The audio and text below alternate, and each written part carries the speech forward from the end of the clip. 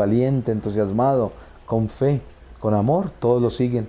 Y los que estaban dormidos se entusiasman y lo siguen. Y le preguntan, ¿qué ves? ¿Para dónde vas? ¿Qué sientes? ¿Qué oyes? ¿Qué te dicen? Y tú les contestarás todo lo que yo te digo, para que tú les digas lo que tú sientes, lo que tú ves, lo que tú escuchas. Y así los llevarás por este camino con entusiasmo. Y esto es lo que yo quiero que todos sean. Eso dice el Señor. Caminantes que van con los ojos puestos adelante, con entusiasmo, con amor, con esperanza.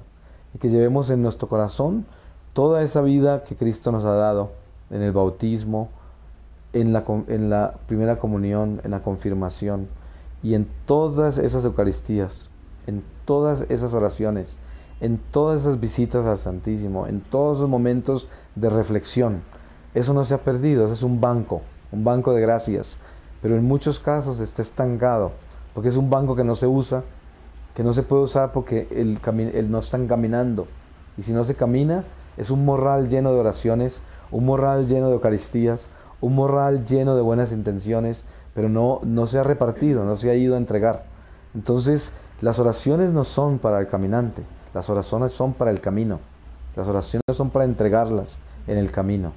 Entonces, oremos, adoremos, amemos, tengamos fe, imploremos, intercedamos, pero para caminar y repartir y compartir todo lo que Dios nos da en el camino. Porque siendo caminantes somos también nosotros hijos del camino. Y el hijo del camino es el hijo de Dios, porque Dios es la verdad, el camino y la vida. Por esa razón, el que está en el camino está en la verdad y está en la vida, y tendrá vida eterna. Porque al final del camino el Señor lo resucitará y lo rescatará de este mundo terrenal. El Señor dice que cuando Él dice te resucitaré en el último día, no es en el día del juicio final, sino en el último día de este camino. Así de que la esperanza de la resurrección está en Jesús, en el camino, la verdad y la vida que es Él, en el Evangelio, la palabra. Tenemos que leer la palabra y amarla, sabiendo que esa palabra salió de los labios del Señor. Y si esa palabra salió de los labios del Señor, esa palabra nos sana, nos bendice y nos edifica, nos fortalece. Hay que leerla con amor. Y el Señor, cuando leemos la palabra con amor, nos sopla el Espíritu Santo, para que nosotros entendamos las Escrituras. Y por esa razón, amemos la palabra del Señor y tratémosla con mucho cuidado. Cuando tomemos las Escrituras, tomémoslas como si fuera Dios en las manos, porque es Dios en las manos. Abrámoslas con ese cuidado, miremoslas, leámoslas y amémoslas. Y esas palabras serán vida en nosotros. Y de nosotros emanarán manantiales de agua viva, porque esas palabras dentro de nuestro corazón se multiplicarán en los dones que Dios a cada uno de nosotros nos ha dado. Y allí se vestirán con el vestido que cada uno tenemos, nuestros carismas, y lo único que hay en nosotros, que es lo que Dios hizo, que es que no nos parecemos a nadie. Y por eso, cuando la palabra de Dios penetra en nuestro corazón y hablamos en el nombre de Dios, todas esas palabras que hemos leído y que hemos amado, se convierten en agua viva para los demás, y no tienen un orden humano, sino un orden celestial, porque son de Dios.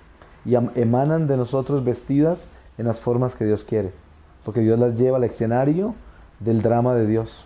En el drama de Dios todos los actores son perfectos, y los actores de Dios son las palabras, y el escenario es la vida terrenal, y el Espíritu de Dios es el que mueve todo el viento del drama, el drama que se le presenta al hombre.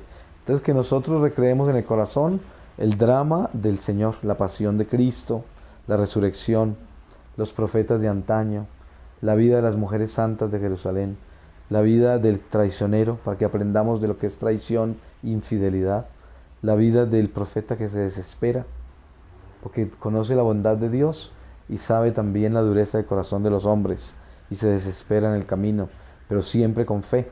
Y la desesperación es dolor y es cruz del profeta. Entonces entendamos que hay desesperación santa, que es aquella cuando dice: Señor, Señor, ¿por qué me has abandonado? Esa es la desesperación santa, que es la santidad del dolor. Entonces dice el Señor que cuando nosotros reconozcamos vivamente que estamos en el camino, seremos los más felices, porque no hay un ser más feliz que aquel que va para la casa, porque la felicidad más grande es el regreso, que pensemos cuando estamos de viaje por mucho tiempo, el entusiasmo que tenemos de regresar a casa y llegar a nuestra cama y desempacar y volver a tener la tranquilidad de estar en el hogar, que por qué no traducimos eso a la vida eterna y pensamos en llegar a la casa celestial que nunca terminará, que esa casa que tanto nos alegra y entusiasma de la tierra se va a acabar y es temporal, que por qué no entonces desde ahora empecemos a pensar en la casa del cielo, para que cuando caminemos por la tierra le demos a la gente la esperanza de la casa grande y no de la chiquita. Y así el ser aprenderá a engrandecerse, a expandirse, a vivir más grande en la vida, pero más grande en el espíritu. Y ya las cosas terrenales no son importantes, ya las cosas terrenales cambiarán de figura, se convertirán en transitorias, mortales, y serán para compartir, no serán mías, serán de todos. Y por eso el Señor dice en la iglesia primitiva, todo pertenecía a todos, y aquellos que no lo hicieron se murieron al frente de Pedro, el esposo y la esposa que mintieron, porque traían pedacitos, le ofrecían todo a Dios, pero traían un pedazo. Entonces dice, se murieron, los enterraron a los dos. Y dice el Señor, ¿cuál es la lección de eso? La buena administración de las cosas, la administración de los bienes de Dios. Debemos ser administradores meticulosos, pero siempre la más grande cantidad de lo que nosotros recibimos debe ser de Dios, no de nosotros. Porque Dios es el dueño de las cosas. Y si nosotros pensamos que lo más grande es para mí, estamos quitándole a Dios lo que es de Él. Entonces Él dice, dame lo más grande a mí, que con lo pequeño que te quedas, con eso te rescato. Pero si te quedas con lo más grande para ti, con lo pequeño que me das, no te alcanzo a salvar. Entonces, invierte las cosas. Entrégame a mí lo más grande de lo que ganas. ¿Qué es lo que tú ganas? Cuando te levantas, te ganaste el día. Entonces, dame del día lo más grande del día, y con lo pequeño que queda para ti, con eso te salvo. Dame siempre lo más grande de todo lo que recibes. Y con eso pequeño que te queda, con eso te edifico. Porque quiero que seas pequeño en la tierra. Y dame lo más grande a mí terrenal, para que alcance lo más grande en el cielo. Porque eso pequeño que te queda a ti en la tierra, se convierte en lo grande del cielo. En cambio, si quieres coger las cosas grandes de la tierra para ti, dame las pequeñas a mí, no alcanza las cosas grandes del cielo y te quedas distribuyendo las grandes de la tierra que escogiste en un doloroso purgatorio.